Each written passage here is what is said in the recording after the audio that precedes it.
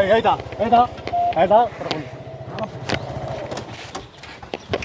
কই যাস তো অবৈধ কি আছে দিক এই নাম নাম নাম তোর বাপ এদিকে নাম নাম এই বাবা তোমরা কারা চুপ এত কথা আজকে এই নাম এই বিটা নাম হাওয়া কি আছে কর এদিকে আরে বুঝলাম না নিচে নাম তোকে কোলগায় নামামু ফাটা গেলা দেব কি রে বাবা তোমরা কারা?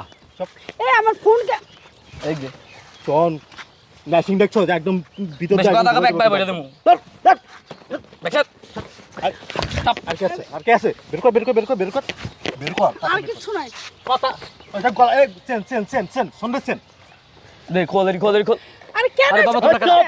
চুপ বেশি কথা কই এডি খোল দে দে তুই চাষের মাইরালে একবার মেশিন দেখছিস একবারে মোর ভিতরে ঢুকাই গুলি মেরালাম তোমরা কারা?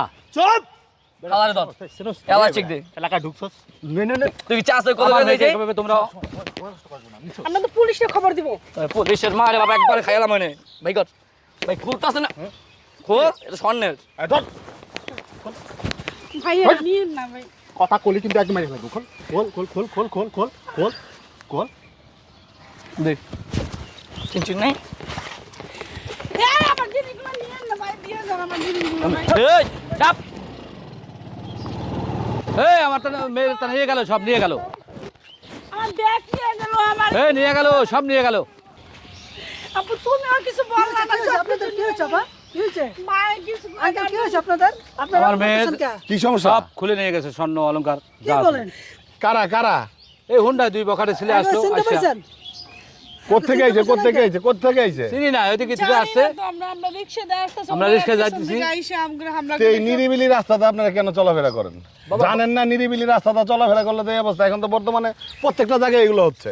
দিনে দুপুরে আমার দামি ফোনটা নিয়ে গেছে আমার হাতের ব্রেসলেট কোন এই ছিনতাইকারীগুলো করতে পারিলে কোন এই দিনই দুপুরে এগুলো কাজ করতেছে? এই কাজটাকে ঠিক করতেছে? এই এখন হইছে এখন। এখন বাপ মেয়ে যাবো এই নিরাপদ ভাই নাই। আপনি চিনছেন ছেলে গাড়ি লোকগুলারে? হ্যাঁ?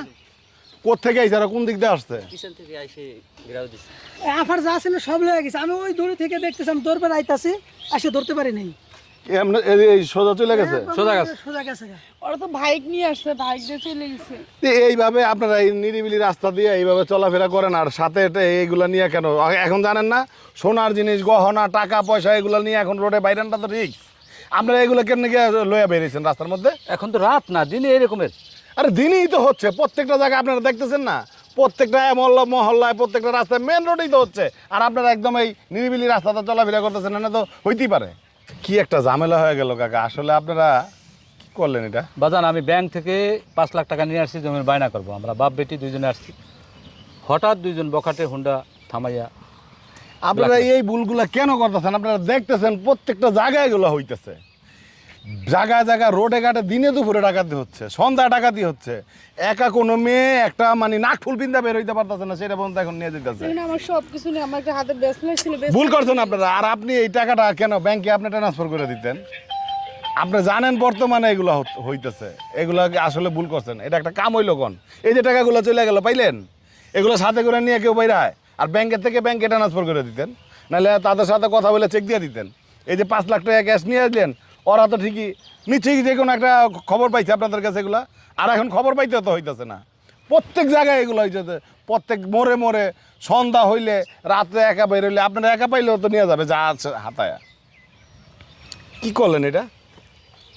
ওরা দেশে না আপনারা ভাই ভুল করছেন। প্রত্যেকটা মানুষের দরকার, যখন একটা মানুষ বিপদে পড়ে দৌড়ায় আইসা মানুষটারে বিপদে ভাই, আমি ওদিক থেকে আমি দেখে দৌড় দিয়েছি, দৌড় দেওয়ার পর আর বাইকে উঠে মনে করেন দিছে দৌড়। আমি তো মনে করি আগে দৌড় পেরে এই জায়গায় তো কেউ ছিল না আবার জিজ্ঞেস করলাম ভাই, আমাদের সব নিয়ে গেছে। আমরা আপনারা যদি এই যে 3 জন ছিলেন, 3 জনে কিন্তু তাদের সাথে পারতেন একটা কিছু করতে। তাদের কাছে মেশিন আছে না আছে না অস্ত্র আছে সাথে না? অস্ত্র ছিল। আরে এখন আর কি বলবো কাকা, আর কিছু করার নাই। কথা বুঝছেন? দেশের যে পরিস্থিতি এটা এখন মাইনে নিতে হবে। কথা বুঝছেন? আর আমি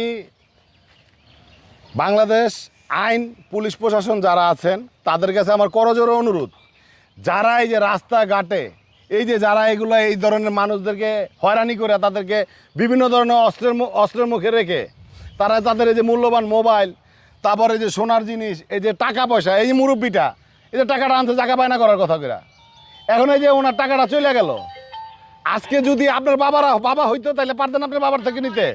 ও যদি আপনার বোন হতো পারতেন ওর বোন থেকে নিতে।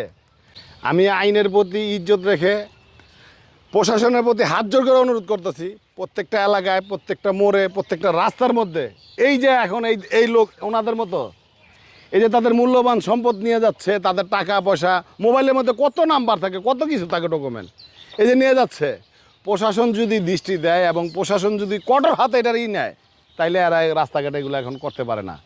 তাই আমি আইনের প্রতি শ্রদ্ধা রাখা প্রশাসনের প্রতি আমার করজোড়ো অনুরোধ, আপনারা এগুলো দেখেন, শক্ত হাতে তাদেরকে দমন করেন। আসলে আর বলার আমাদের কিছু নাই। আমরা এখন এই দেশের কাছে, প্রত্যেকটা মানুষের কাছে জিম্মি হয়ে গেছি। কি করব কোন?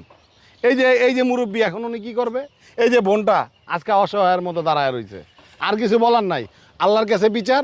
আর বাংলাদেশ প্রশাসনের প্রতি করজোড়ো মিনতি এবং অনুরোধ করে বলতেছি, আপনারা এটা একটু দেখেন।